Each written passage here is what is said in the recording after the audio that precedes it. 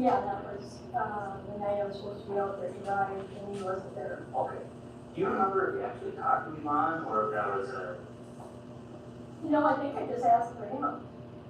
Okay, so somebody didn't answer the phone. Yeah, I think it would have been her problem, I assume, I don't know if some kids were living with her at that time. She had children, I think. Yeah. So I don't know if they were there or not. Okay. And do you remember, was it a long conversation, or was No, he said it was raining in his place, so that's why he left. And I said, well, it wasn't raining at my house, so I came up to ride like I was supposed to, and I said, well, that's okay, then after he said it. Okay.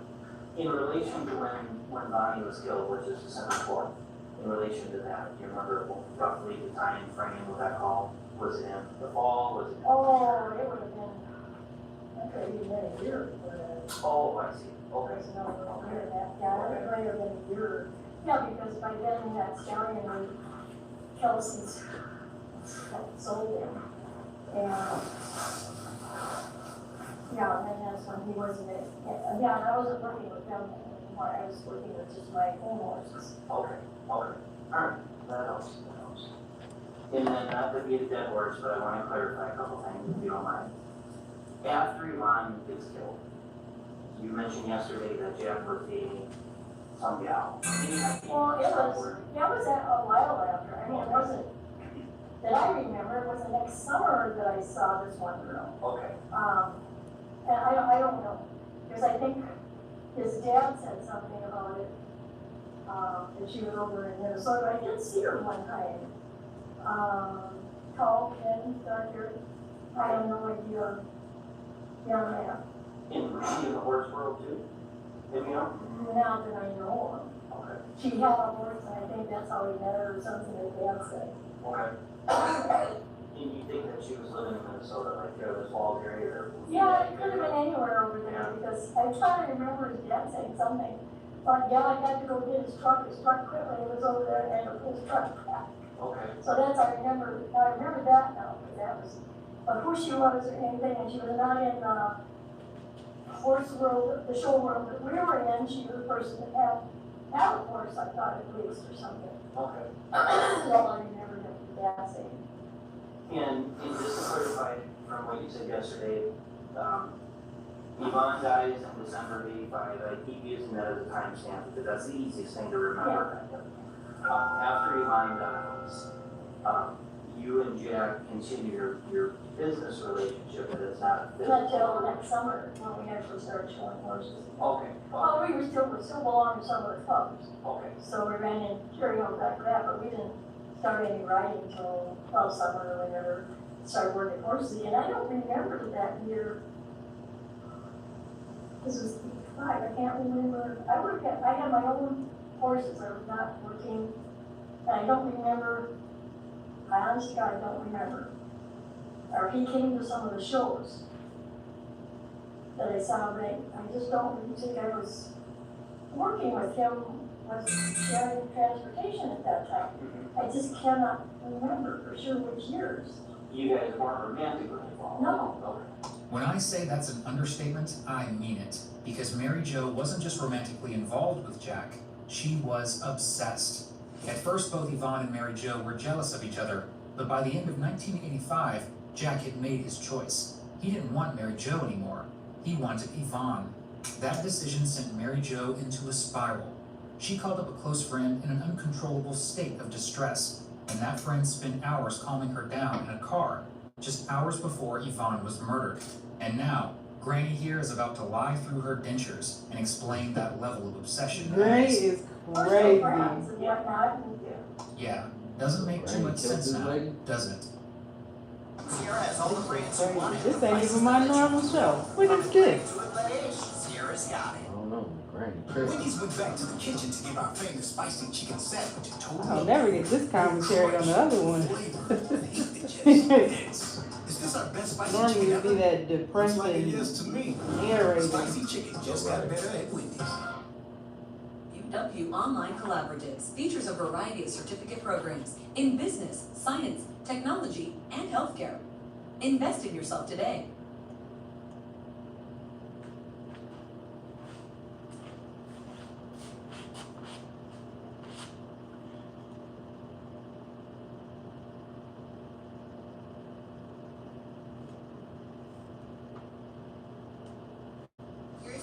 or Wegovy, but not sure if your insurance covers it, that's where Ro comes in.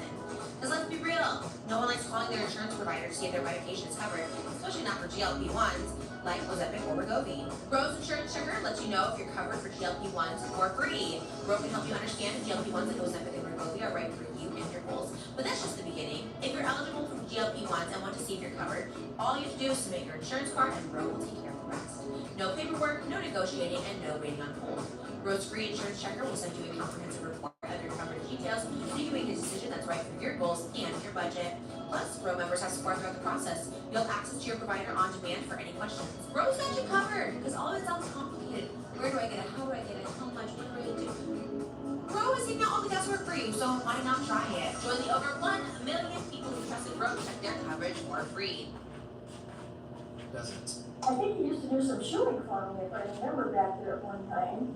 And then still, keep looking at that horse, because I was thinking that was the one I was riding at the time. And he came to some of the big shows to see how all of us were doing. You know, he knew a lot of people. And you continue that business relationship with Jack, but you don't get involved with him romantically. Not romantically, but for years we still stayed friends. Yep. And I do remember the one time when he got sick, he called me, because I was working at my daughter's, oh my gosh, I would be had years after me even. And I didn't even recognize his voice on the phone, and he said, when you come back, can you stop over and bring me some crutches? And I thought, what in the world? So I went over, and he was really sick. I took him to an emergency. And then I didn't hear anything, then he was in the hospital for a few days, and when I came back, then I stopped, and he was in the hospital. They said he was tearing out the IV lines, he was tearing out the, what do you call the other lines? Anyway, they said, we can't do anything with it. So I said, well, I can take him back home, I don't know, because he was refusing everything. And that's when his sister Nancy came down, and she was, Okay. but I was doing all the chores out there, with the horses and stuff. And we had some neighbors and some other people that I knew, friends of his, to get the hay in that year. Because he was down about 3 months. He had something with his blood.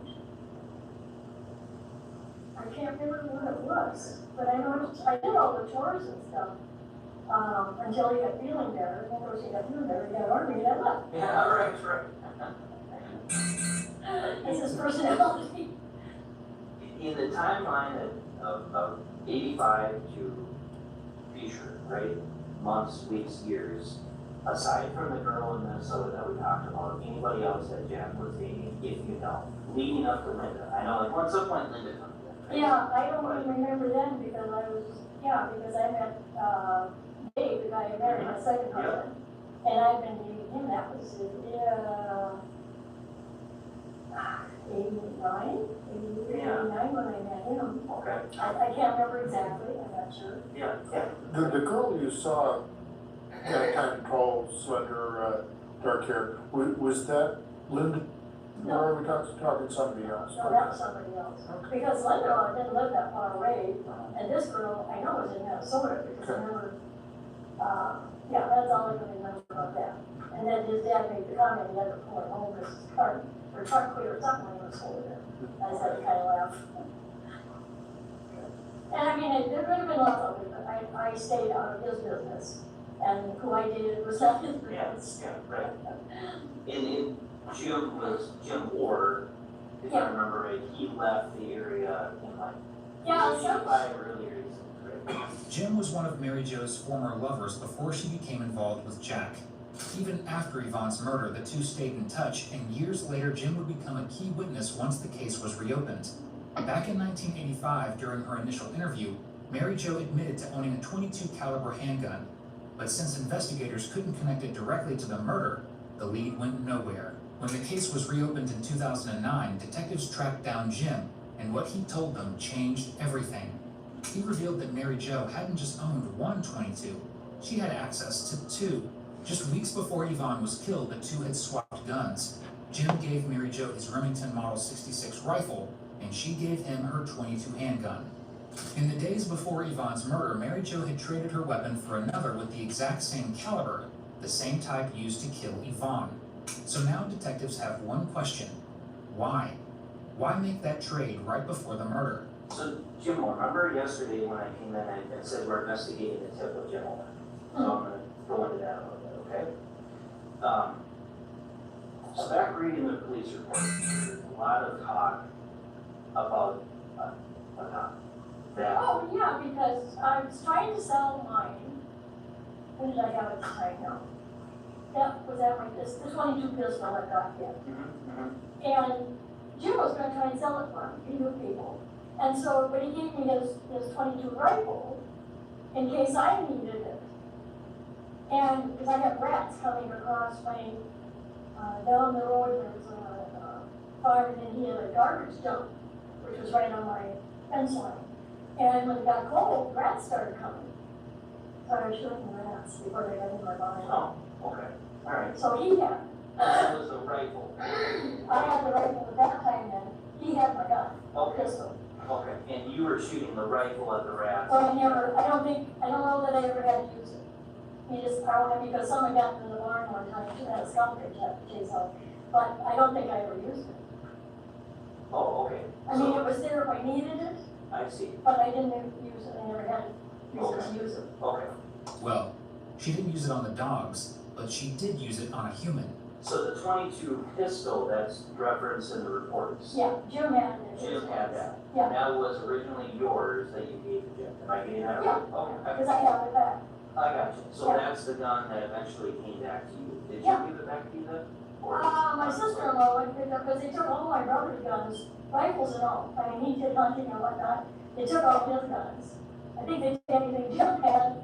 I don't know what else, or who else, actually, but I remember my brothers. What was your brother's name again? Raymond, Okay, yeah, right. Yeah, I got remember that, yeah. Yeah.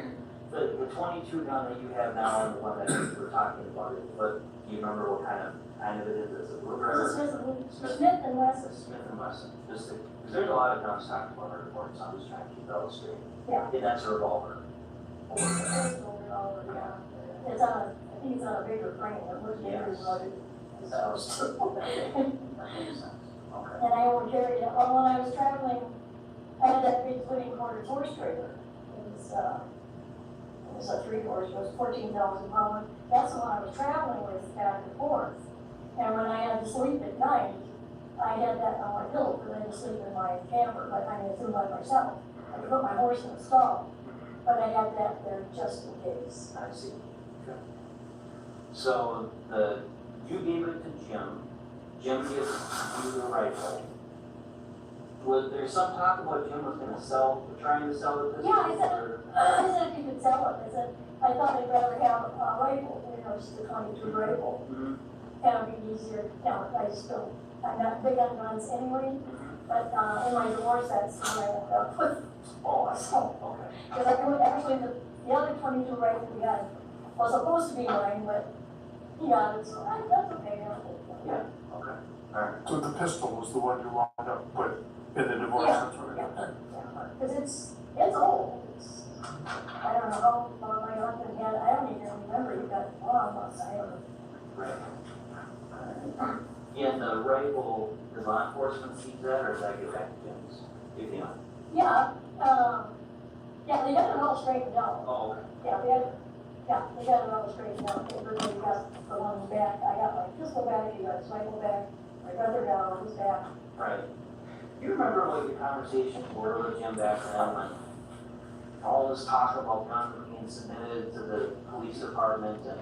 Yeah, we were kind of wondering why they were taking every size and shape they could get a hold of. Okay, so you did talk to Jim about some of that stuff? Oh, yeah. Yeah, I would think so, right? Yeah, we also talked about my brother. Yeah, And it's like, what in the world, they're taking everything we got. yeah, And you got it any size and shape you want. yeah. Because I think Jim had more guns taken from him, or he submitted, I shouldn't say taken. Yeah, he submitted them, Right, so right. did my brother. Yeah. But my brother had a lot. Did that ever make Jim mad? Did you ever talk about it, or? No, I figured, what's the purpose? I mean, we know it's none of these, so why not? I mean, why wouldn't you? Yeah, Would be the question. yeah, right, okay. And then the last time you talked to Jim, right? Yeah, I haven't had any contact. I have to think about some of my old friends and I'd like to find, and I have called some just to talk to them, see how they're doing and like that, but I have been able, I don't remember his middle name, and I don't know where he's at. Sometimes you can find him that way. That's how I found some other friends, and because one little friend of mine that had passed away that I didn't even know about her. It's, yeah. you're not on Facebook or anything, right? That's I'm on Facebook, yeah. Oh, you are? Oh, okay, that's But what then you nothing want. comes up on Facebook. I see. But there is different ones you can use to search. If you have the name, you have to have an area, I mean, because there's, and then I don't have, otherwise if I kind of knew where he was, I might be able to find him. I got you. Alright, that makes sense. Yeah, it could cost like $20, but. Sometimes it's worth it, right? I know, yeah, because like I said, it's just, trying to get in contact with old friends. Right. And the older you get, you think more about your good friends that you have. No doubt. And speaking of friends, let's talk about another important name in Mary Jo's story, the second Linda. This isn't Jack's wife, but she was Mary Jo's best friend at the time. To keep things simple, we'll call her LL. When LL was first interviewed back in 1985, she completely took Mary Jo's side, saying she could never do something like this. But 37 years later, in December of 2022, she finally came clean. She admitted she had lied and gave up an important piece of information. Right after the murder, Mary Jo had given Jim the .22 to sell, which meant that gun swap wasn't just some harmless trade. She was trying to get rid of a murder weapon. Besides that, Mary Jo also handed him clothes to burn immediately after Yvonne was killed. So how is she going to lie her way out of this one? Linda comes up a lot of her reports. Yeah, she was my friend, I've talked to her a long time. She kind of got out of the horses herself, because that was her plan. We showed together for 40 years, I think it was. And then she kind of went into the paints, and then I got into the organs. So we were still friends, but we didn't show together anymore because we were in different place. Yeah, and we rode together out in the Barrens all the time. She was, I would say, my best friend back then. Okay, alright. There's a tip that came in that we're trying to put some gravity to, okay? And I come at every interview with the idea that if I'm straightforward, that's the only way I know how to be. I'm not someone that come into a room like, hey, shiny point over here, and try to play mind tricks. I'm not that smart. Oh, see, that's what they did, all mind tricks. But, and they said, my ex-husband, some ridiculous thing, what if he said that, but I didn't take that what if at the time. And I said, there's no reason he would say anything like that. Well, then it dawned, found out later, then I wanted to lie to you. And turn things around, twist them around. Is that maybe how you put it? Yeah, yeah. Back then, I didn't even think about it. I just said, I can't understand why he'd say anything like that. That was all my own answer. Yeah, and I'm glad we're talking about this, because we're allowed to lie, okay? Oh, yeah. Now Mark and I, have worked this case for a long time, and we just have a similar personality. While I'm allowed to lie, I don't lie. A lot of it's just kind of twisting things a little. Yeah, well, some of that is, like, there might be some information we can't tell you, right? Oh, So, yeah, I understand that. right, so we Yeah, like but have I to mean, tap just these twisting around. something to get somebody to say something, maybe, yeah, I mean, that's the way you're not coming at Yeah. the other person. Yeah. And I So- didn't know anything about that. So during our conversation here, while I'm not gonna lie in the sense that I'm not going to shy away from straightforward questions. No, that's my fine. job, Yeah. right? Well, that's the only way to get down to That's- figuring this out. That's, And I wish we could figure it out, I really do. and It's that's a our sad goal. situation. That's our goal. So, just so you know from where I'm coming from, if I ask you a question, I'm not playing tricks. If I tell you something, there's some degree of confidence behind it. Yeah, Okay, that's all right, fair. okay. So Jim Warner, there is a tip that was brought forward that, I don't even know the timeline, I'll say shortly after Yvonne was killed. Whatever that means. Yeah. Right? That you brought some clothes to Jim Warner's house, and either you burned the clothes at Jim Warner's house, or Jim Warner burned them for you. I think the tip is not necessarily that specific, but the tip is from someone who we've interviewed, and we've vetted pretty thoroughly. So there's a degree of confidence behind the tip, right? Yeah, I do not remember anything, but Okay, did you ever, what would be the reason for someone to come forward to law enforcement and say that all these years later? I I have no idea. Okay. Did you at any point go to Jim Moore's house and burn any clothes?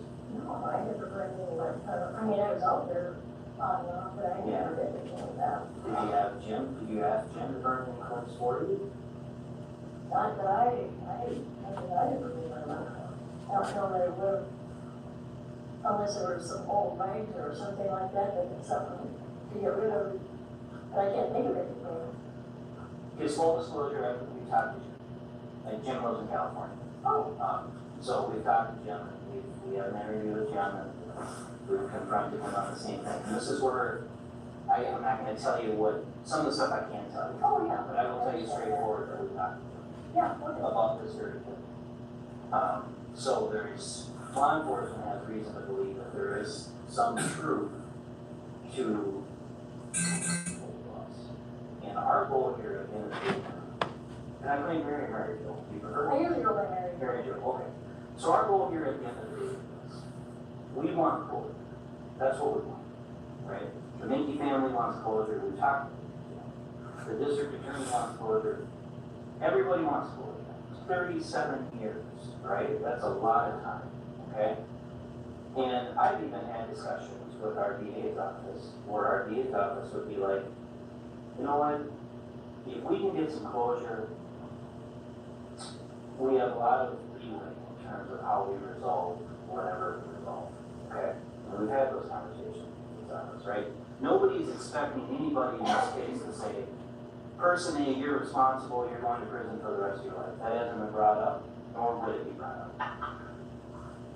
But we do have a job to try to get that closure, okay? So there is no secret that we're here to talk to you and confront you on some of the things that are going on. Sure. Because that's our job, okay? So we have this tip that came in that's been thoroughly vetted.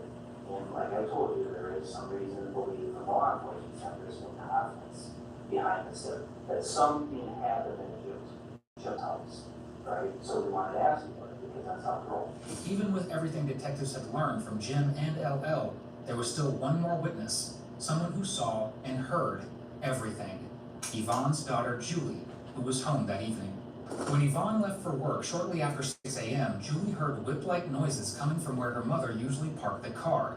She looked out from a small bathroom window to see what was going on and saw Yvonne lying on the ground with a figure running away.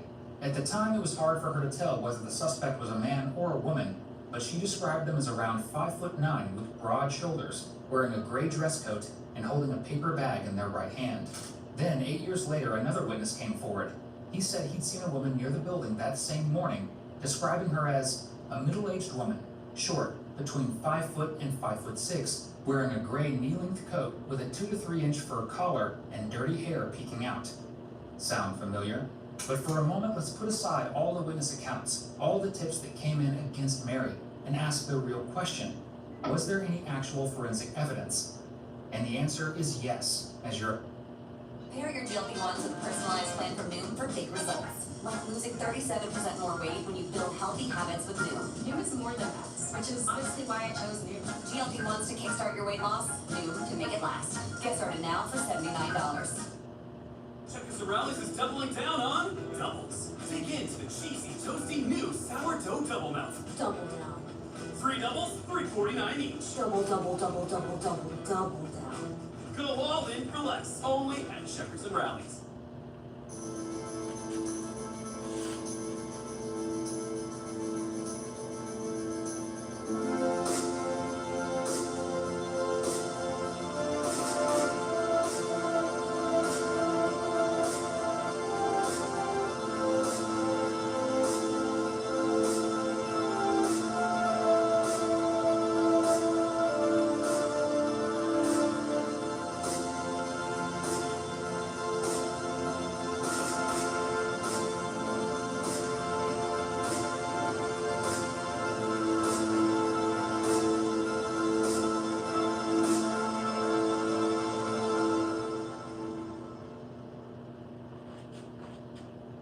About to find out. In addition to, over the years, because we're now in 2023, and we're no longer in 1985, technology has advanced Anybody who watches Dateline knows Oh, that yeah. DNA and fingerprint and touch and trace evidence and fiber evidence is different now than what it was. Oh, yeah. Right, genealogy, all that stuff. When we took over the case, Mark and I focused on that probably more than anything, because that's just new technology. There's some forensic technology that has also aided our case, okay? And it suggests with a reasonable degree of certainty that the blueprints in the snow that were found that morning, remember we talked about the Arctic Cat boots? Yep. You remember the Arctic Cat boots? I had many pairs of boots. But the boots that you turned over, do you remember turning those boots over to law enforcement? I don't remember specifically, no, because I had probably 3 or 4 pairs of boots. Okay. So those boots were submitted to crime lab. And now with technology being what it is, there's a reasonable degree of certainty that those boots match the boots left in the Size French or something like that. So, obviously, from an investigator standpoint, that leads us to ask you, if you were at the crime scene, what's the other logical explanation as to why your blueprint is in the snow next to the body? And it's not just that the boot prints matched, which is unbelievable on its own, it's the statistical probability that those boots actually belong to Mary. The pair recovered from her home were women's size 5 Arctic Cat snowmobile boots. To figure out how rare they were, detectives reached out to Tim Benedict, director of marketing for Arctic Wear Inc. He explained that between 1973 and 1981, only about 1,000 pairs of size 5 Arctic Cat boots were sold nationwide, and fewer than 100 women's pairs were distributed after the company went bankrupt in 1981.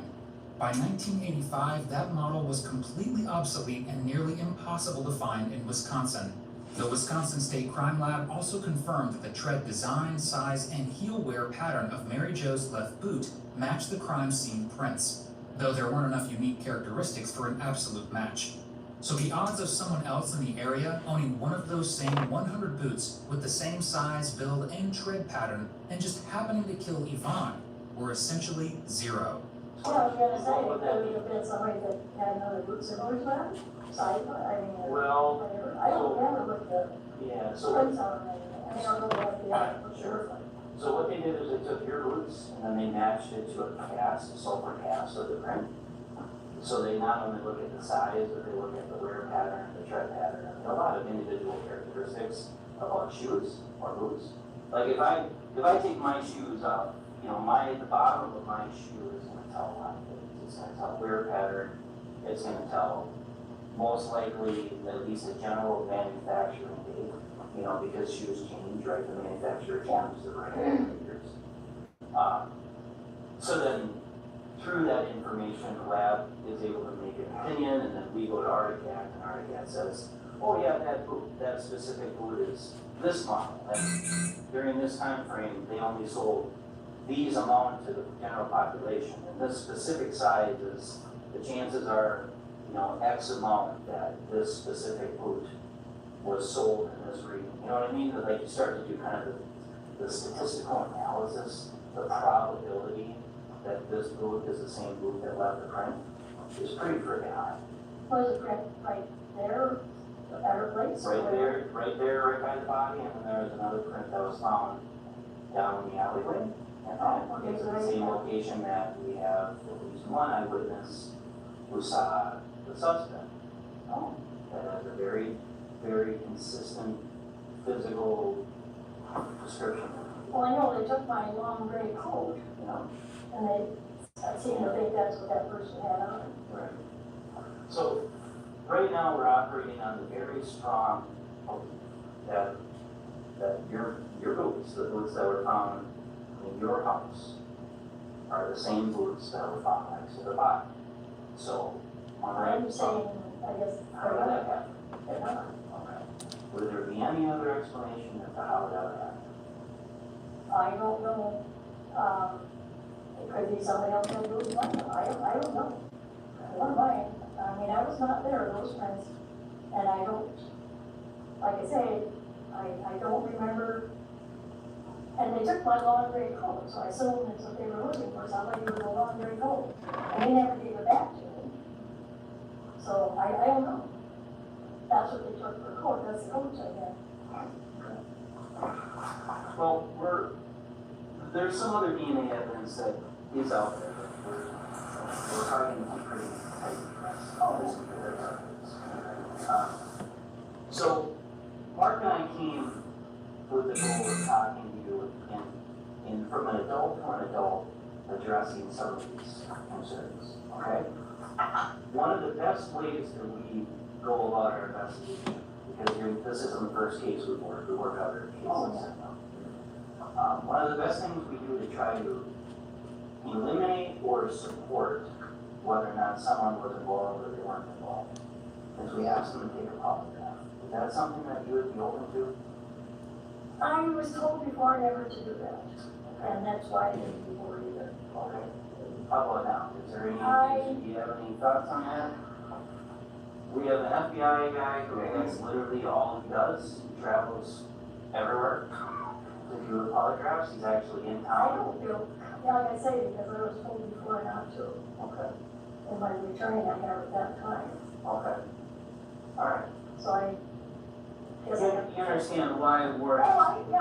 Because when it comes to eliminating or supporting or excluding people, But the polygraph isn't always accurate, that's the thing. I'm not a polygraph You know, that's examiner, what I've been yeah, so I told, can, and I've heard of instances, and that's where it makes me leery. sure. I'm not a polygraph examiner, so I can't really say much about that. I don't know what the statistics are. I can just tell you in my experience, it's been a really good tool that law enforcement uses to steer in different directions, right? Like, Well, I it used can't- to years like- ago, but like like I- I said, then after, and like 20 at that time, so Sure. it's not a good idea, You know, usually when someone passes a poly, the way that helps us is we can just eliminate somebody and move on to something else so that we're not chasing our Oh, I tails. understand that, I understand that. And, you know, and the thing about polys, I mean, sometimes gets lost in the mix, at least in Wisconsin, I don't know what it's like in Arizona. Polygraphs, the actual exam itself is not admissible in court, can't use it in court. Yeah, that's right, I Yeah. understand that, yeah. So, obviously, I'm coming at it from one side, right, I'm coming at it from a bias angle, but there's kind of really nothing to lose by taking it, right? It's not admissible in court, no matter what. Polygraph tests aren't usually admissible in court, and for good reason. They measure physiological responses that can fluctuate for all kinds of reasons: stress, nerves, even blood pressure. But while they can't prove guilt, they do help detectives gauge whether someone's story holds up or falls apart. And while Mary Jo might be getting pressed to take one, the mind of a murderer who's managed to stay hidden for 40 years isn't going to crumble that easily. It's just one of the tools that we use, so if you're not comfortable with it, that's fine, that's totally your choice. Obviously, there's no, you have to do it or you don't have to do it, but it's just one of our tools, so I'm gonna offer it because we have guidance for if you're willing to do it. No, I don't feel comfortable Okay, with it, okay. and like I said, being my attorney said I shouldn't. Okay. Before, the one attorney Okay. said that. Okay. One of the other things we wanted to do would be, would you submit to giving us a DNA? Because when we look back at the case file, in 85, DNA technology wasn't what it is now. Although there's some different things that are in motion that I can't elaborate on. But we don't have your DNA in a sense where someone has collected a bubble swab from you, which is what we're asking you today. So that would be another part of our investigative process. And you said that was collecting. I haven't talked to an attorney first before, because I don't know enough about this stuff. I haven't actually talked to an attorney, Okay, I think. okay. Well, what is it that concerns you about that? I don't know, it's just I don't feel comfortable. Okay. I don't know how to explain that. Because you can understand from my standpoint, certainly no disrespect, but I mean, I've been doing this for 17 years and I've handled a lot of cases. Well, one thing about the DNA, after all that stuff that they look for me, Can't confirm or deny that they have. yeah, because there would be DNA all over there. we have certain ways that we go about our job, right? And certain requests that are sometimes made by crime labs and such, that's just a part of our process we go. So, Oh, yeah. you certainly wouldn't be the first person that I've ever asked for a DNA sample, and you won't be the last. You know, DNA is just that's just kind of 2023 law enforcement, right? My discussion with most people was like, well, if you didn't have anything to do with it, you weren't there, then that would be a way for you to exclude yourself as opposed to include yourself, right? Just like the polygraph. So the benefit for you, of course. Okay, then my thing is the bet, like DNA's on those boots. You're not there. I can't get into But this. I mean, you've already got it. To me, you've already got it. I can't get into the science part of it, Yeah. but remember when I tell you that I'm not gonna lie to you? Oh, no, I know, So I know. But I there's a- mean, that's what I'm thinking. You've got it already, because of my boots, right? And if they're proof that they're there. Well, your understanding of DNA is probably based on Dateline MVC, and it's different it's different in real life than it is on But it's TV. on all your photos and everything. Can't get into that. Yeah. Trust me, DNA is just different than probably what the average person believes is true, right? There's some fact and fiction that comes along with DNA. So there's a reason why we're asking, and there's a reason why I would ask anybody in your shoes that may or may not be a person of interest. Let's be honest, you're a person of interest, Oh, right? yeah, yeah. Right? Anybody who had any type of relationship and or close connection and or connection, 3 layers of possibilities to be on at the time, which there really aren't a lot of people when you break it all down. You're a person of interest, just like other people were on that same list, right? So we're just doing our due diligence to either include or exclude those individuals. And because of the presence of DNA leads, investigative leads that we're pursuing, obtaining your DNA sample would be beneficial to the case, right? Either to include or exclude. Yeah, as I say, I want to talk to an attorney where I feel safer.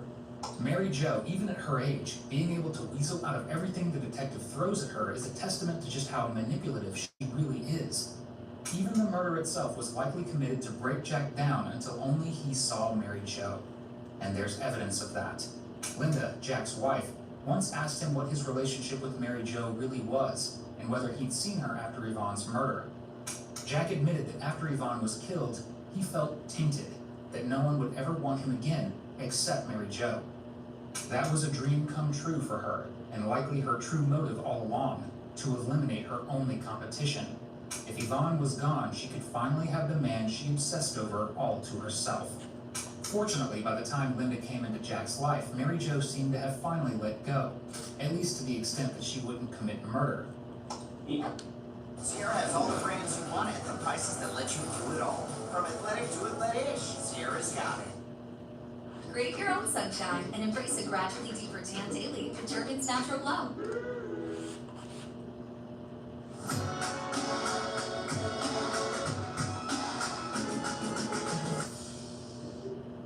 How to write a song without you. Never so good. Ballet's where you know Hardy Peters everywhere too fat. Because we weren't sure what you were gonna say yes or no on that. We just don't know. We do have a warrant that Steve has, and that's what the design to do is get a warrant in for DNA. Because we weren't sure if you would say yes or no. We just have to have that on that line, right? Because I don't wanna fly back out to Arizona. So we do have a warrant to get your DNA. I'll let Steve explain the process. It's fairly pretty easygoing process. Yeah, it's not like anything like in the hospital or anything like that. But just so you know, because I'm a straight shooter, I told you I'd be a straight shooter. We do have that, and we'll have to at some point collect that, okay? Yeah, like I say, I will have to get an attorney to talk to them about it. Because Mary Jo insists on having an attorney present, the interview comes to an end shortly after. But this wouldn't be her last run-in with detectives. Almost a year later, after wrapping up their investigation, they'd come knocking on her door one final time, bringing a 40-year-old murder case to a close. Sheriff's office. Hey, Joe? Yeah. Hey, let's start fast. Do you remember me? Well, Oh, you mind if I talk to you for a minute? I got a phone call right there. Hey, I'll call you back. You step out here for a second. Yeah, no, I was jamming There right you now. go. Do you remember me? I'm Andrew. From We Wisconsin. were here last year. Don't know if I do or not. Okay, that's okay. I'm not very memorable, so that's okay. Well, we have a warrant for your arrest. Hmm. Okay? So we're gonna have to end up arresting you, and we're gonna take you down to the jail today, okay? I got some appointments. You're not gonna make those appointments, unfortunately. Um, I got to call my daughter then. Don't cancel it. She's right down the street. We can make that arrangement for you, absolutely. Yeah. Absolutely. But we're gonna have to make that call, so we can't have you. We have a search warrant for your house, and this is included in the search warrant, so we're gonna secure this as well, okay? That's not right. Yeah, that's not right. So this detective right here, she's gonna place you in handcuffs and she's gonna search you, okay? So you're under arrest. You can just sit down. So there's gonna be a unit that comes over, they're gonna transport you down to the jail down in Phoenix, okay? Detective Shermoss is gonna go with you down there, she's gonna make sure you get looked at, okay? You'll see the judge within 24 hours, all right? And then you're gonna go through what's called the extradition process. So Arizona is gonna notify Wisconsin that you're in custody, and they'll have 30 days to come pick you up. So sometime within that 30 days, And my daughter, she works for, so sometime within that 30 days, they'll get you and they'll take you back to Wisconsin. Mary Jo's trial moved fast. Within 7 months, by July 2024, she was sentenced to life in prison for the murder of Yvonne Mink. After 38 years and 4 months, Yvonne's case was finally solved, and her killer was behind bars. Mary Jo will only be eligible for parole after serving 19 years, by which time she'll be 100 She's gonna be in there years for like old. 3 more years. Right. Thank you for watching today's I video. got a house Whether you're there new in here or 3 been with us years for a and while, check out one of the ain't got no craziest murder cases I've 40 ever years. covered right here, or one of my newest uploads right here. She probably thinking, well, it took y'all long enough. You're right. Curious about Ozempic or Wegovy, but not sure if your insurance covers it? That's where Bro comes in. Because let's be real, no one likes calling their insurance provider to see if their medication is covered, especially not for GLP-1s like Ozempic or Wegovy. Bro's Insurance Checker lets you know if you're covered for GLP-1s for free. Bro can help you understand if GLP-1s like Ozempic and Wegovy are right for you and your goals. But that's just the beginning. If you're eligible for GLP-1s and want to see if you're covered, all you have to do is submit your insurance card and Bro will take care of the rest. No paperwork, no negotiating, and no waiting on hold. Bro's free insurance checker will send you a comprehensive report of your coverage details so you can make a decision that's right for your goals and your budget. Plus, Bro members have support throughout the process. You'll have access to your provider on demand for any questions. Bro's got you covered, because all of it sounds complicated. Where do I get it? How do I get it? How much? What do I do? Bro is taking out all the guesswork for you, so why not try it? Join the over 1 million people who trusted Bro to check their This eerie footage of 98-year-old Margaret Douglas was taken just moments before she was murdered.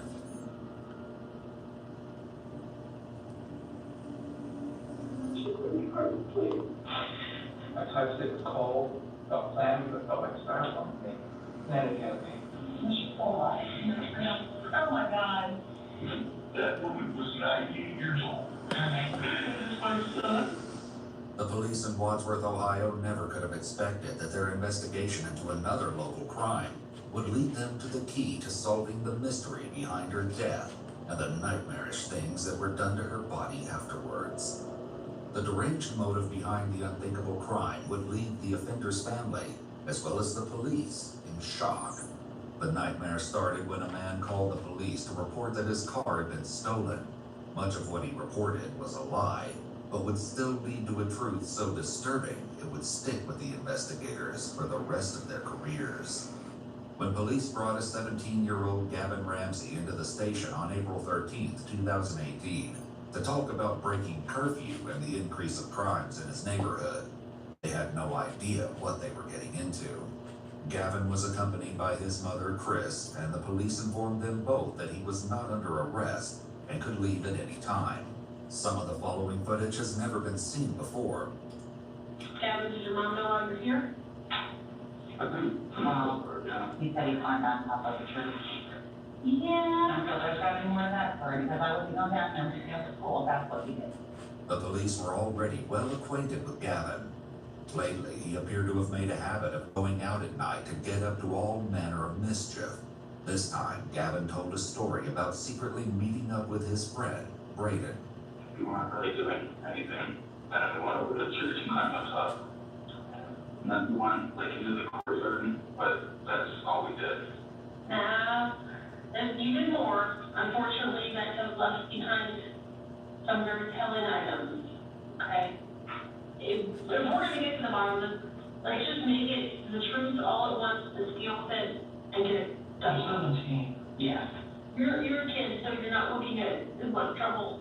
The officer might come to regret this comment once she uncovers the full extent of Gavin's crimes. For now, all the police knew was that Gavin had been out after his curfew, but that was barely scraping the surface. Since he was staying rather tight-lipped, they also attempted to get the story from his friend, Braden. Your phone. Yes. Where do you think you left it? That I have no idea. What were you doing? Just out walking around. I forget the officer's name, but somebody stopped me. I talked to him for a little bit. I could not looking for somebody. Who were you walking around? Nobody. There was a very good reason the police were out looking for someone. They had no idea how close they'd come to catching their culprit that night. Anything a lighter? Mm-hmm. No? Would you be surprised if I told you there was a lighter with your phone? Honestly, yes.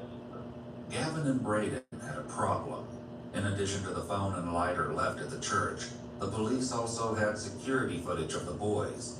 When Braden was confronted with this, his story changed. If you just want to be honest with me, that would be great. And if not, I can just say that you said you were nowhere near and I mean, Okay. I appreciate, I guess, the straight upness. I do, honestly. I was out with friends. We were just messing around, and I'm not exactly sure what church that is, but we decided to get up on top of the roof, and then we dropped down to see if one of the doors were open, and then it started a silent alarm, not really silent, we heard it. We saw an officer walking out of the church, and then we ran from him. so was that Gavin's green lighter then, or yours? Green lighter, that would be Gavin. When he found out Braden was talking to police, Gavin confirmed the story about the alarm. This would be the first in a series of confessions he would make over the coming days. I didn't even know what was going off because we were by the windows and they were already cracked open. And like we were just messing with them. Like they were honestly cracked open. I'm not lying anymore. This immediately raises the question of what else Gavin had lied about. You'd think that would be enough to scare the bejeebies out of you to go home. Were you guys gonna hide in the trailer? No. What did you do with the trailer? I poked it behind like a little cement and popped it out. Why were you guys not go in there? I don't know, we honestly had nothing to do. And me and Braden together, we know it's not good, but I don't know, we're just trying to figure this thing out. According to Gavin's mother, her son wasn't supposed to be hanging out with Braden. This restriction didn't appear to have the intended effect, but that would soon be inconsequential compared to what else Gavin had been up to. You guys do anything else in the area? No. So you guys didn't go into any cars? But you know what? It would make me feel a lot better now if it was just the two of you that went into the cars. You know, because of the other issue in the area. I don't even have her issues. Oh, God. Yeah. You guys didn't, now would be the time to tell, okay? Because we processed the cars, we did fingerprints and DNA. He's been in trouble. I would assume you were with him at Central Intermediate School? Yes. So your DNA is on file as well, so that's all that come up. If it's you guys, other mistakes, it's just rummaging through cars and nothing was even taken that they could tell. We've had a lot of goings on in the neighborhood lately. And probably more than the general public is aware. I'm sure. More than one incident. Yeah, so more than one incident, so. Okay. Unfortunately, we're trying to see, they're all related. Right. The most extreme recent crime in the area came to the attention of police just a week earlier when they received a troubling call, which would kick off a case more disturbing than anyone could have anticipated. At first, they never imagined it was connected to Gavin's nighttime mischief, but would come to find that the cases were inextricable. Watcher, please. Yeah, this is Howard Beecher. My aunt lives on 40th Street, Okay. and a friend of ours stopped over there yesterday to check on her, and she was nowhere to be found. We didn't know if you found anybody wandering. No, we don't have any reports of anybody wandering. We can't find her in the house anywhere. He went in the house and looked through the whole house, couldn't find her. We don't know where she's at. She's 98 years old. Did she live there by herself? She was there by herself, yeah. What's her name? Margaret Douglas. And she never lost her house. Okay. She doesn't drive, she doesn't have a car, and I checked with what relatives I had phone numbers for, and nobody's heard from her or picked her up, so. This was obviously worrying, but Margaret's disappearance would only become more harrowing as the search got underway. When the police were chatting with Gavin in the first of 2 interviews, they attempted to uncover what else he might have gotten up to on recent nights. I'm guessing this isn't the first time yet. Well, no, like we've snuck out in the past before, but since I've got in trouble, this most recent one, like without the law, I haven't really snuck out at all. When was this recent time that he got in trouble on? He has not had any freedom at all. I mean, he literally goes to work and home probably 3 months because he makes bad choices. And we don't want that for our kids. So he literally has no life. At least that's what Chris thought. She clearly had no idea just how busy her son had been. Police had unwittingly started the process of uncovering the truth of Gavin's activities the previous week when talking to Margaret Douglas's nephew, Howard. Desperate to find his aunt and willing to help in any way he could, Howard and his wife Cindy went to the police station to answer questions. So when was the last time you guys were there? That was, I'm thinking it was a Tuesday in March 27th, I think it might have been. Anything that anybody said? She said, oh, no, no. Margaret Watson. That's why it's so it's horrible.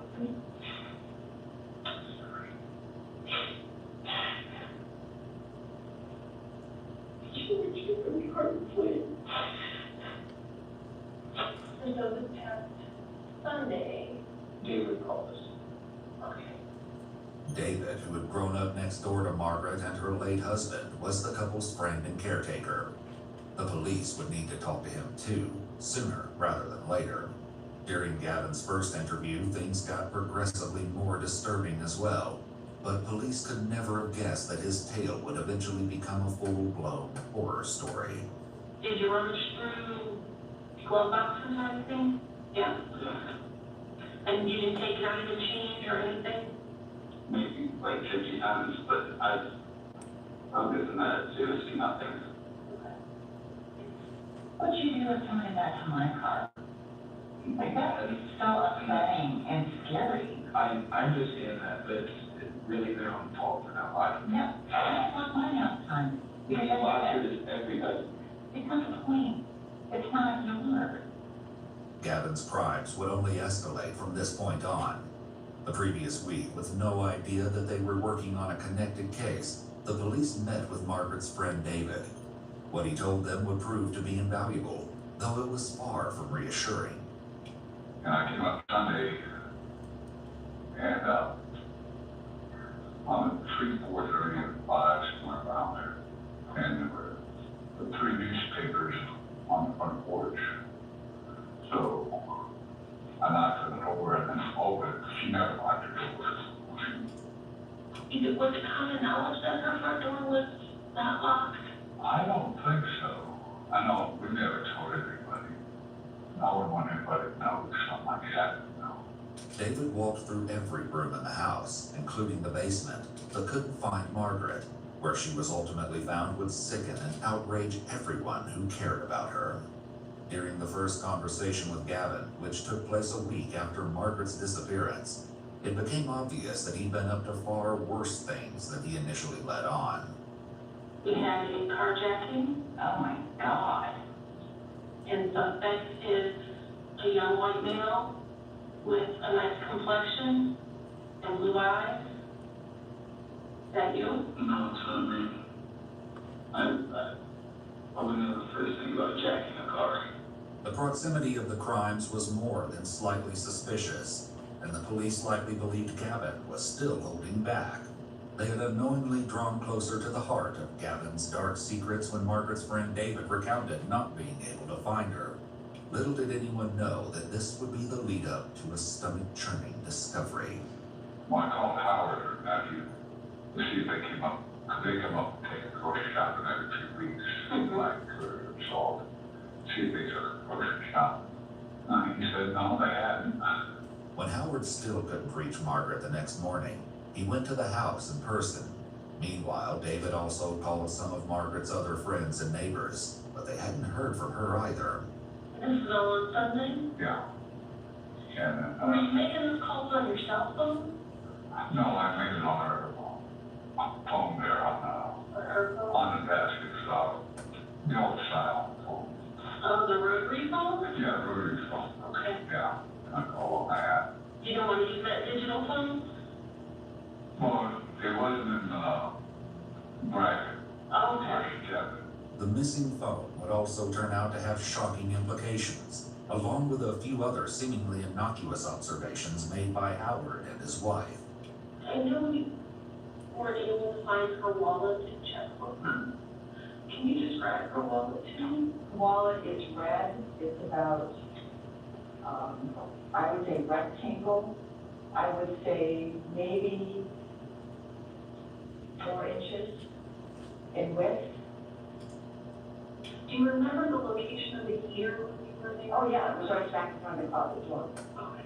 And actually that thought hit my mind when they asked me to look for the coat. And I went over there and I thought, why did Margaret put that heater in front of the closet door? The odd placement of the heater would come up again later. Perhaps the strangest thing was a jar of blackberry jam in Margaret's living room. There would turn out to be a sick reason it was there, but nobody knew that yet. Gavin's second interview, however, would eventually tell all. After searching the house twice and finding no sign of Margaret, Howard and Cindy decided it was time to call the police. When they arrived, Howard helped them search the house yet again, which is when the case took a turn. During their first conversation with Gavin, the police brought up the terrible results of that search. There's no reason for me to fluff anything up. And I'm sure you guys know about the elderly woman that was found. Oh my God, that was horrifying. That was horrifying. It is horrifying. Did you know her at all?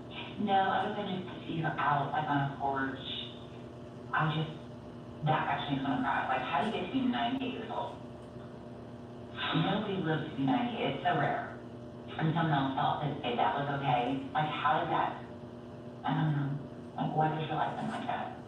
That's right. Margaret lived just around the corner from Gavin. Tragically, she'd been found deceased. She'd been strangled and her body hidden inside her own home.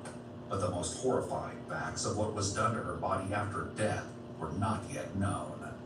The answer of who was twisted enough to commit such a crime would hit far closer to home than anyone anticipated. And then I get all scared. I'm like, oh my God, I have all my porch lights on out, and I have stranger danger issues. A+ on the outfit, Miss Turner. Oh, hello, you. Are these just the most perfect fitting jeans my stylist sent me?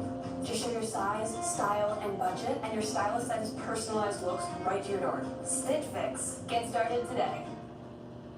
Found a place. It's like the store just continues. I hear footsteps.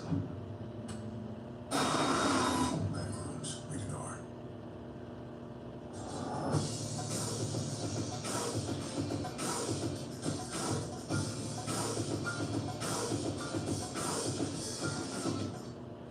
They say higher education education is outdated, irrelevant. But at Grand Canyon University, we share. GCU's online master's degree programs in technology combine hands-on projects with coursework to help you innovate across digital and physical environments. At GCU, you can learn to use technology with faith, integrity, and purpose. This is purpose-driven education. Take action. Find your purpose at Grand Canyon University. Visit gcu.edu. The irony of Chris's stranger danger issues would not be lost for long. I can't imagine you doing something like that.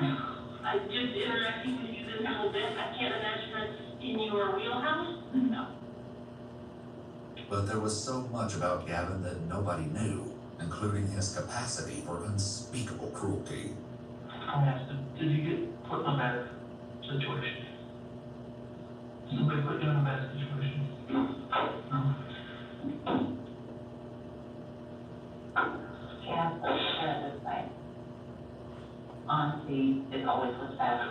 I'm not holding anything back, like, You've already gotten yourself in trouble, so. I know, I don't need to, I don't know what to say. Is there more? Because you know it all No, comes out. it's not that there's anything more, it's what the, dude.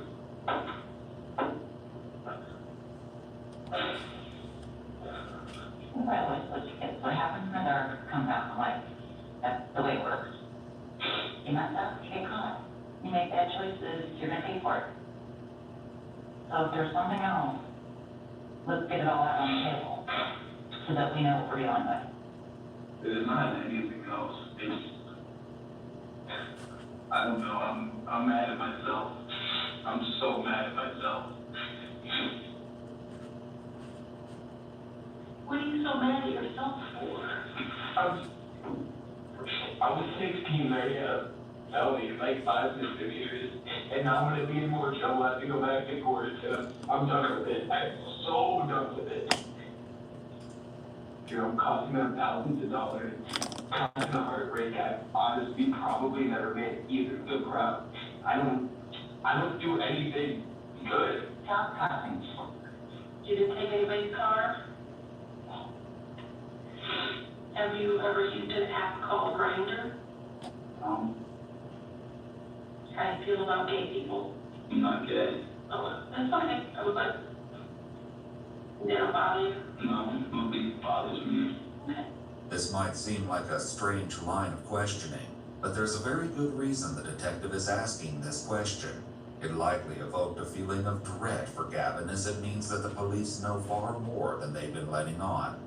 Earlier, the police kept trying to determine what could have motivated someone to kill Margaret in such an atrocious manner. So you guys didn't argue? No. She wasn't upset about anything? And you can't think of anybody who would want to hurt her when it would gain anything? The detective once again pushed harder for answers from Gavin, leading him to make an unexpected request. There's something else you need to tell us?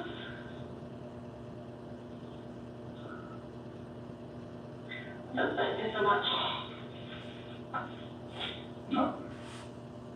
The detective clearly hit on something. Honestly, can you two actually leave for a second? What's that? Can you two actually leave? So I can talk to her? Yeah. Knowing what had happened to Margaret, Gavin's mother was likely terrified of what her son didn't want to say in front of her. As it turns out, she had good reason to be concerned.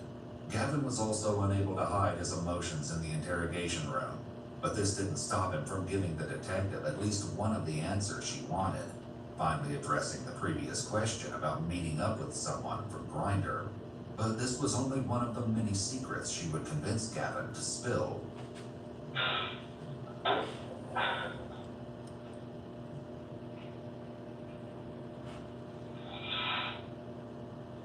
The car crash thing, it was me, I'm gonna be honest about it, but the way that he explained it, that guy, that's not right.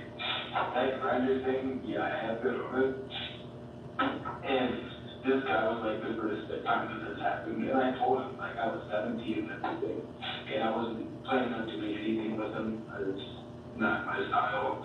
I was just, like, a 40-year-old man trying to get with a 17-year-old, so so I was just gonna rock him.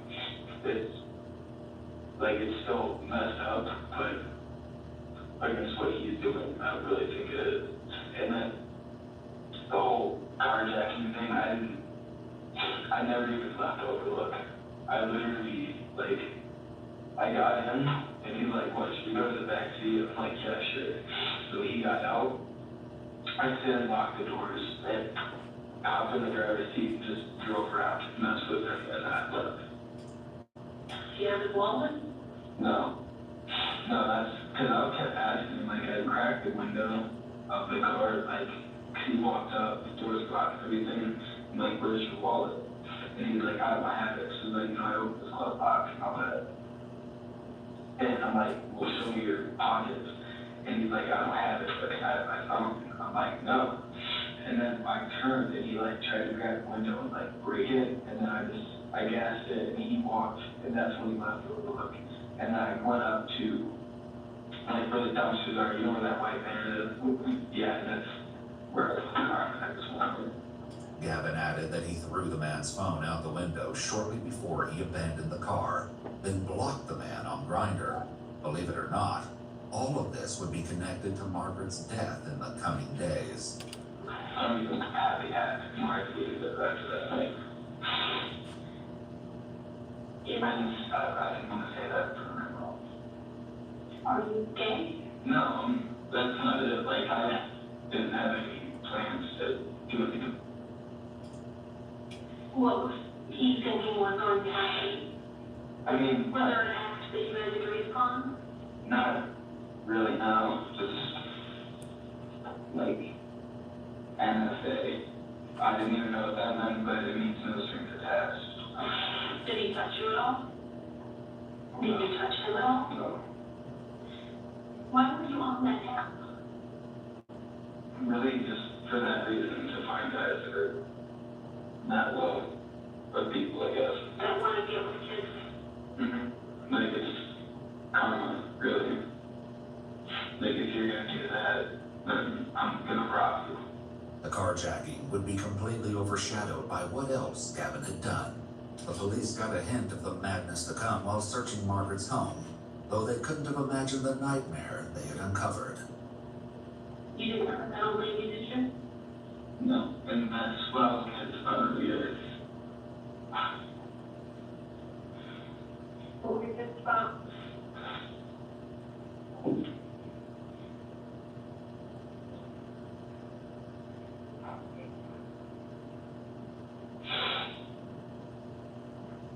Because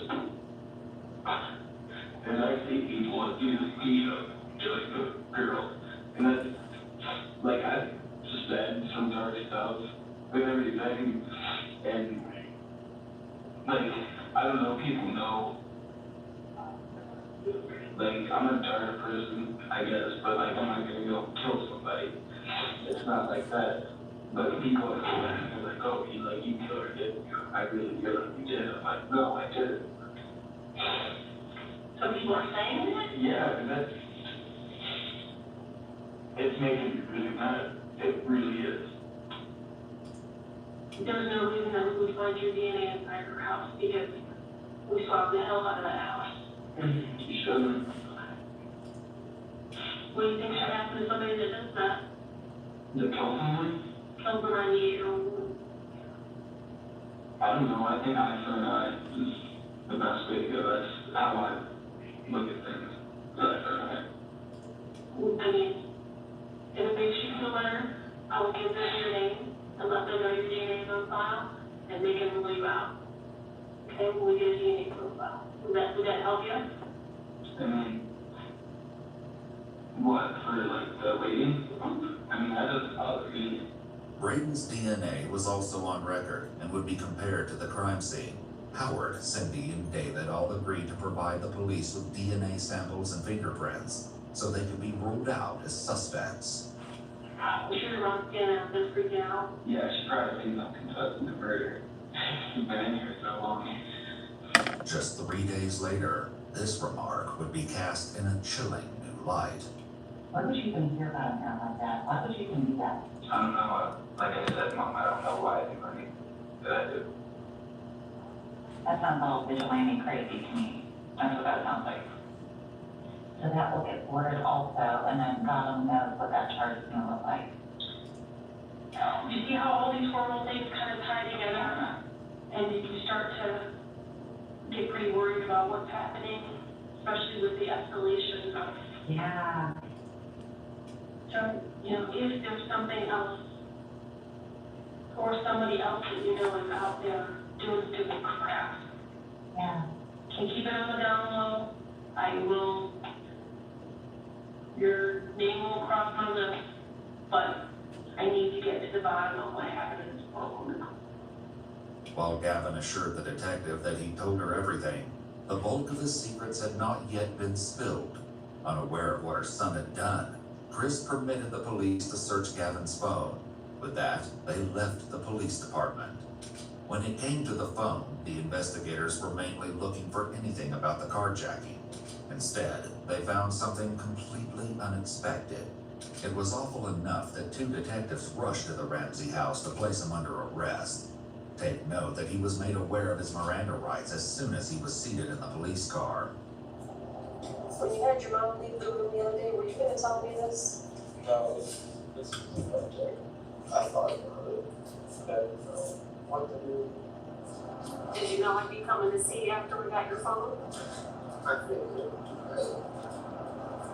as soon as I heard about it, I honestly, if my police would, I think I would. When the detective ushered Gavin into the video-recorded interrogation room, his distress was obvious. I'll be right back in, okay? Here at CB Select at night, we're living up to our game of select inventory and competitive prices. They also have a select service department with no appointment necessary on all makes and models, including being open on Saturdays. That's why we say better is better. Better see City Select all night. Double down. Checkers and Rallies, $3.49. Doubles. Double down. The cheesy toasty new sourdough double nuts with 2 beef patties and grilled onions. Cheese double or a spicy chicken double, just $3.49 each. Go all in for less, only at Checkers and Rallies. Want $1,000 weight loss medication for $50? It all starts with Rose Free Insurance Check. Just pop on your insurance card to see if you have coverage. Then relax. We fight for you so you can get the lowest price possible. Did we mention it was free to check? Over 100,000 people have qualified for a $50 copay through Roe. Are you next? Start with your free insurance check at roe.co/YouTube.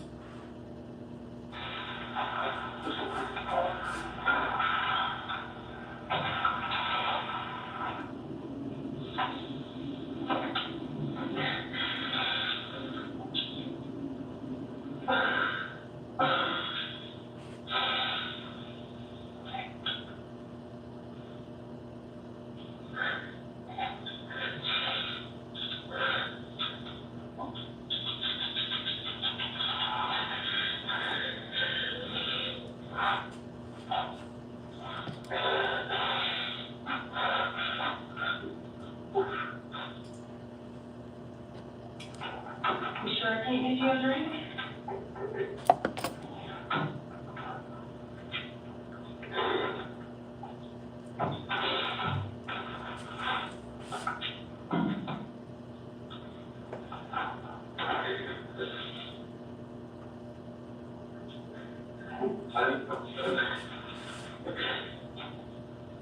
And telling me about it doesn't give you much relief. Just choosing back and ruined my life. We can't go back and change it. At this point, we just have to figure out what's going on with you, okay? And you didn't take anything from the house. Like I said before, it doesn't make a difference either way. I mean, what other crime did I commit that would really matter at this point? Grandpa? Think I'm breathing?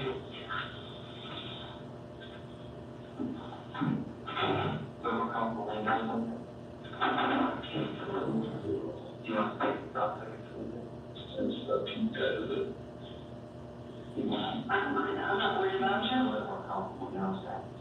Once Gavin was uncuffed, the detective set about filling in the specifics of the gruesome yet patchy tale Gavin shared on the drive to the station.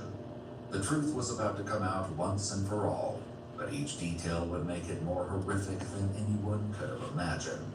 Did you go out initially just to steal something?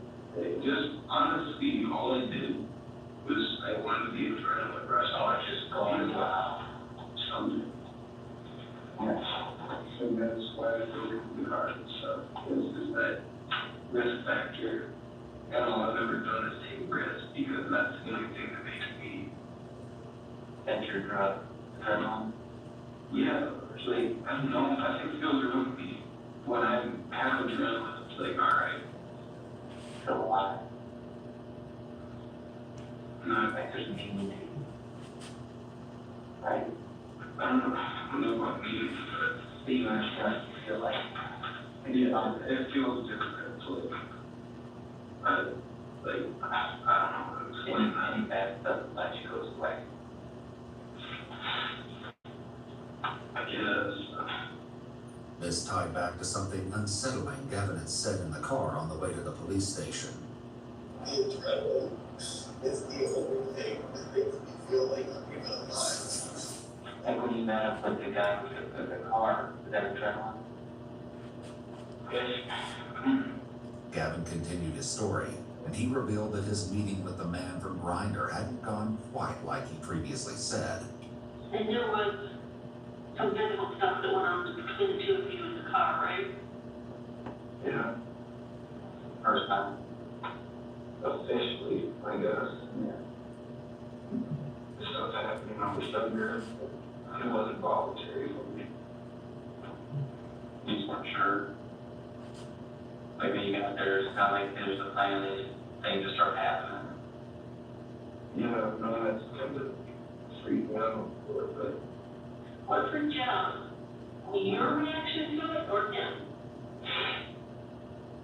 I don't know, just once I realized I was in fact the car with the guy, that you're not just crazy. Yeah, and I didn't punish her anymore.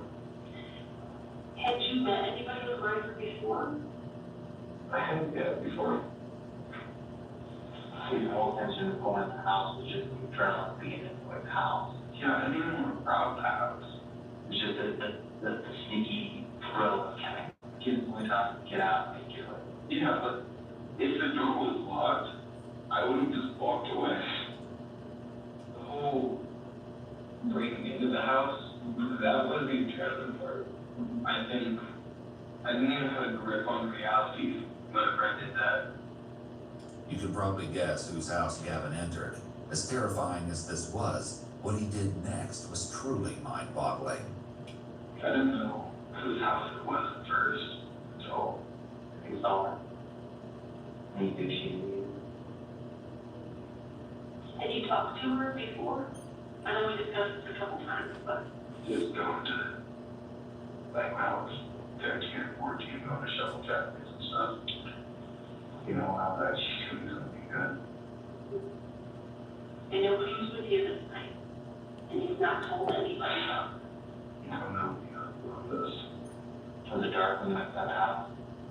No lights on it? None at all? One of them was a lamp. Right, it was on. Were you in our house for a little while before you woke her up? I mean,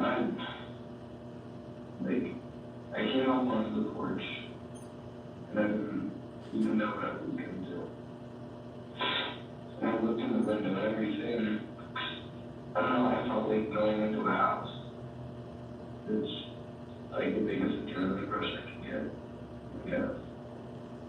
So, and I tried the door not minute. That just happened to be unlocked. Was it the front door or back door? The back door. Well, she was already asleep when I went in, because when I came around the corner, that's when I saw her and it scared me. I didn't expect to see someone right there, so I didn't hear anything. So I came in, I opened the door, I just listened. Didn't hear anything, so maybe no one saw. And then I go to walk around that corner, and it was still going slow, but I see her, and and she's, I don't know, like sleeping or something. And then I go to turn around and take the chair. It made a noise and she woke up. And she started to scream at that point, you said? Yeah, because like when I hit the chair, I like turned back around and I looked and she was there staring at me and started to yell. And then went to the phone. She heard what it looked like. That was you trying to get the phone, so she couldn't call. Yeah, that got away, or is that what you guys thought of the phone? Like a little bit. I was like, I think I threw it under the couch. I'm not really sure. Knock, By the time I even realized what happened, it was too late. Good question. It was too late. Adding, steam to my treatment, I mean to my style. Up in the prices or just included?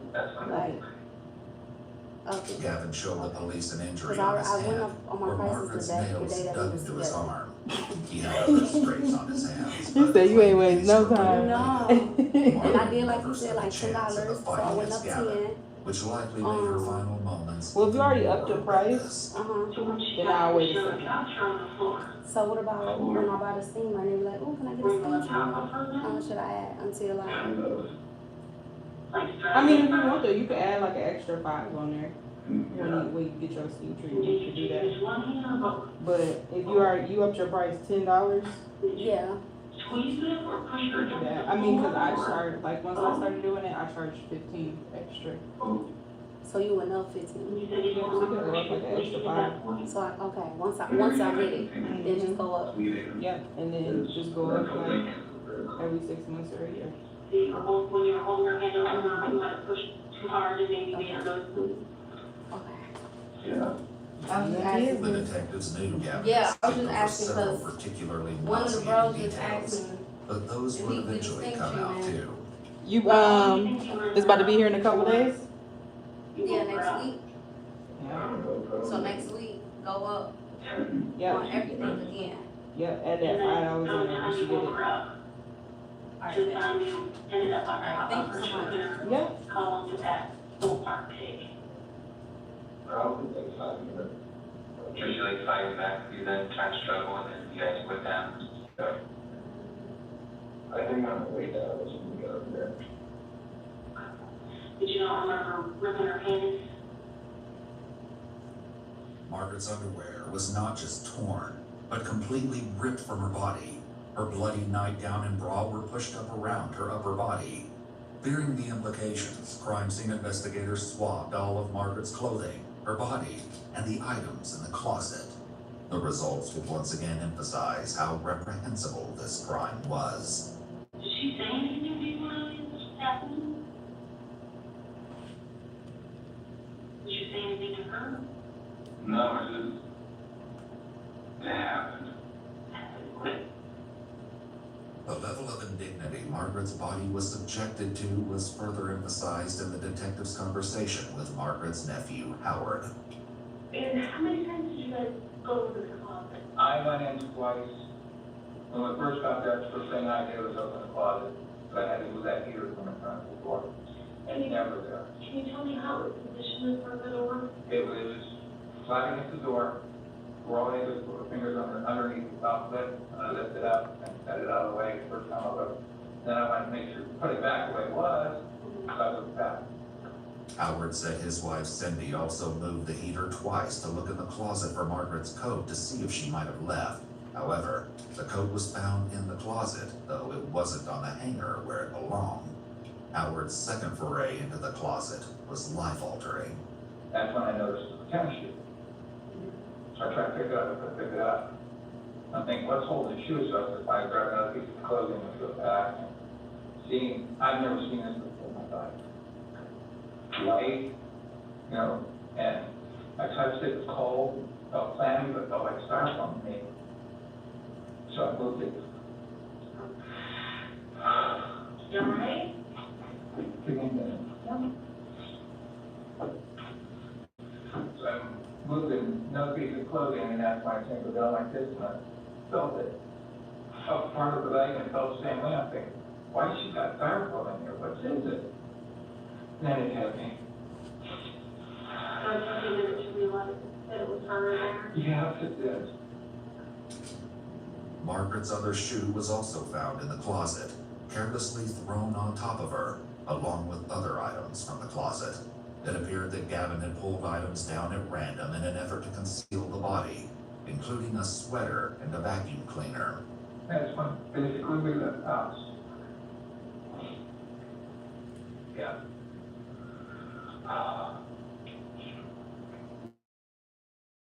Never seen it. Yeah, it's not something you get used to, no matter how many times No. you see it. And to me, it didn't look like flash was cat. That's what. Took you a minute to realize what it was. Oh, yeah. Oh, God. Well, she didn't get into it herself. I know. She wasn't going to either by herself, cover herself up. I know that. When Margaret's body was removed from the closet, police made the skin-crawling discovery that she'd been laying on top of her torn underwear. How long did you stay there before you put her in the box? That was probably like 30 minutes. I just kind of sat there. I didn't know like what was going on. I think I was still in shock. And then I checked my phone and it said it was like 4 something. And I knew my mom had to get up at 5:40. And then you made the decision then? Did you look around for another place to put her, or was that just the first place you came along? Like that's what just the first place considering like my time with it. And then you drove her by her feet, you said, to the closet. What part of her body did you put in there first? I think it was her head that went first.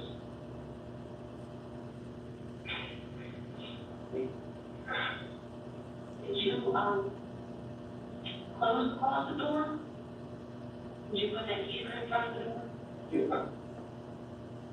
The closet where Margaret's body was found was only about 2 3/4 feet wide by 1 3/4 feet deep. In order to make her body fit, Gavin contorted and shoved her into the space, face down, with her knees bent and arms folded. And you didn't take her wallet. Nobody cares about the 60 or 80 bucks. Yeah, they carried everything in there. I did, but it's gone. Inventory. Trash also. Which trash? At my house. The trash was long gone by this point, but that didn't turn out to be an issue. Police once again involved Gavin's parents, who had followed the arrest team to the police station to help them with their investigation. Okay, honey, listen. This is gonna be a weird request. I need you to take your brother and take him out of the house right now. I will explain later. Maybe go to Uncle David's and just hang there, and we'll call you when you come home. No, everything's not all right, Dad, so don't put brothers right now. Once Gavin's 3 brothers were out of the house, the police carried out a search warrant. Their efforts were not in vain. Tucked away in the back of a dresser drawer with Gavin's jeans, the police located Margaret's missing red wallet. Gavin confessed he'd spent all the cash on cigarettes, but Margaret's cards were all accounted for. However, the wallet wasn't the only item of interest. The night you were out of Margaret, did you drink or smoke anything? Do any drugs? That night? No, I was actually sober that night. Which is another reason why I smoke weed and I drink. Because I can't handle myself when I'm sober. Or I can't. Like, comprehend. I don't even know the word to use. My thoughts when I'm sober are dark. When I'm high, they're like good thoughts. Have you ever thought about harming anybody before or taking someone's life before? Not like planning it out, but like, oh, I'm so mad I can go kill someone right now. Like that kind of thing. But you never imagined yourself actually doing it? No, I could never vision myself. Gavin shared with the police that he had struggled with the urge to take his own life. He refrained, he said, for the sake of his mother, who would have been heartbroken. I mean, I wondered what killing somebody would feel like, but I've also wondered what jumping off a building would feel like. So it's not like anything about this is premeditated. During their search, police came across a journal in his bedroom that would prove that, once again, Gavin was not sharing the whole truth. The journal began with 2 research projects on the serial killers Donald Henry Gaskins and Ted Bundy. After this, the entries transitioned to ideas for skits and short films. Chillingly, in each one, Gavin played the role of a killer. The victim in almost every story was to be played by Braden. As skin-crawling as this was, the entries containing Gavin's personal thoughts were by far the most disturbing. In one, Gavin wrote, "I want to know what's wrong with me. Sometimes I just want to go off on someone and beat them until they're not breathing anymore. It's not even for attention or anything. I honestly want to take someone's life." In another entry, he wrote, "I don't feel empathy or sympathy for anybody. Like, I just don't give it." You ever told your counselor about any of the thoughts that you have? I know about she didn't. She started with trying to treat the depression first. But that's the thing, I don't know if this fits. Because it doesn't feel like it's some regular emotion. This feels like it's natural. I don't want it to be. I don't. Yeah. Gavin had been in counseling on and off for years and was diagnosed with ADHD and depression. Another entry Gavin made in his journal highlighted his depravity. He wrote, "I think if counseling doesn't help, I'm honestly going to kill someone. I'll probably take a girl out to the woods and kill her. I wouldn't feel bad about it, but I know it's wrong." We might never know exactly how much Gavin told his counselor, but he appears to have been very upfront with his coworker Haley. Haley shared a Snapchat conversation with police in which Gavin told her flat out, quote, "I watched one of those videos on YouTube and I laughed, and I'm pretty sure I could kill someone in cold blood and not feel guilty or sad or anything." Chillingly, when police spoke with Haley, she told them that she had no problem believing the despicable things Gavin had done to Margaret, but police still hadn't uncovered the full story. So what did you do with your gloves when you left? We moved away Where? in the trash can. At home. Because there's a glove there. Could you have dropped one? There wasn't one there. I guess I did drop one out. Gavin said the gloves just happened to be with him from when he cleaned the bathroom at home several days earlier. However, it wasn't the presence of the gloves that police were most interested in. There was something far more disturbing that they had discovered. There was purple stuff on it. What was the purple stuff that was on it?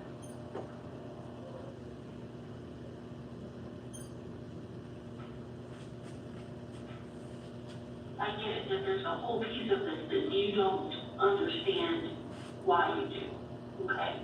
I understand the whole piece that you don't understand. Did the purple stuff have to do with the whole piece that you don't understand why you do? No. No, the purple stuff was a jelly. I don't know where that came into play at. Did you maybe use it like kind of as a lubricant for something?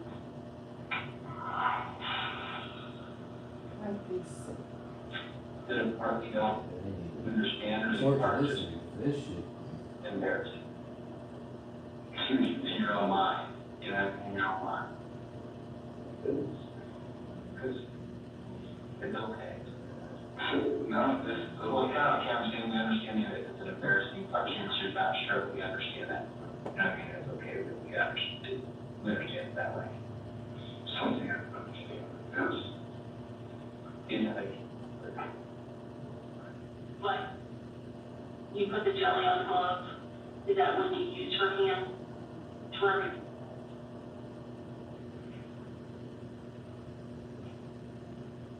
yeah.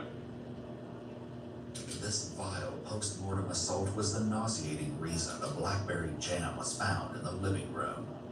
testing on the jar revealed the presence of male DNA, though it could not be matched specifically to Gavin. Similar testing revealed Margaret's DNA on the outside of the gloves and Gavin's on the inside, along with evidence of sperm. Male DNA was also found on her ripped underwear, and still the horror continued. And at the same time that you were taking some of those pictures? After I took those pictures, what? That's when the shots got in? Yeah, it's like, what am I doing?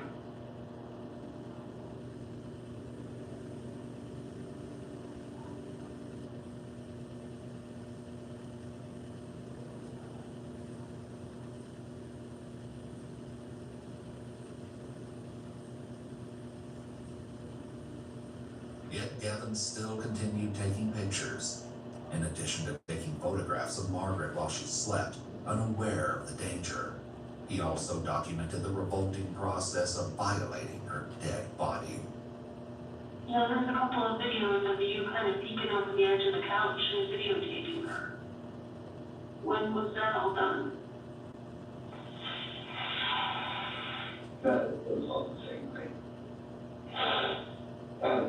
Why did I lie about anything? That was stupid. Like, I turned the corner, I didn't see her. And then I hid, I was taking my phone. I was taking pictures to see if she was awake. And then, she saw me. She saw me. All of the photos and videos of Margaret were discovered in a hidden app on Gavin's phone, labeled Dark. It was password protected with the word murder. As if that wasn't enough, something else police found on Gavin's phone only solidified the case against him.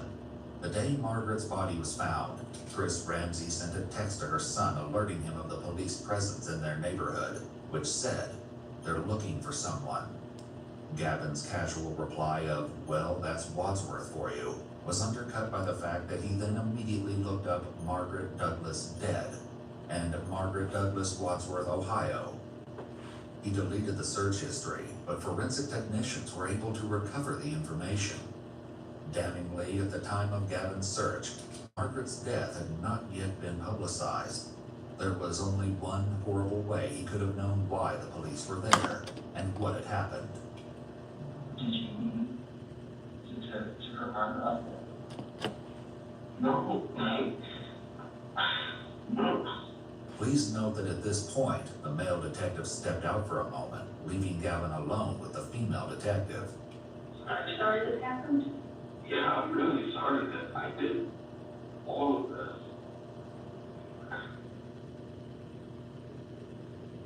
Were you sorry about all of this before you got caught? Yeah, I constantly, I think about it a lot, and I feel bad about what I did.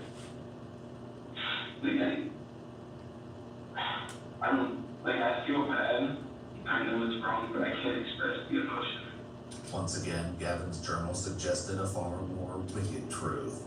He wrote, "I don't care that I feel the way I do, but I need counseling before I completely go off the deep end and do something that literally ruins my life.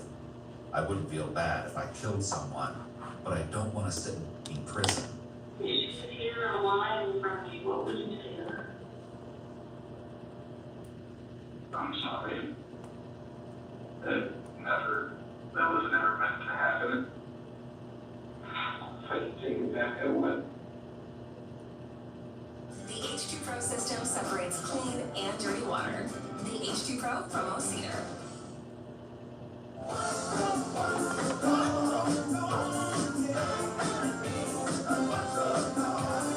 Credelio Quattro offers the broadest parasite protection of its kind, protecting against ticks, fleas, heartworm disease, and 3 intestinal worms, including tapeworms, in a single monthly chewable tablet. Use with caution in dogs with a history of seizures or neurological disorders. Ask for Credelio Quattro and make your dog a Quattro dog.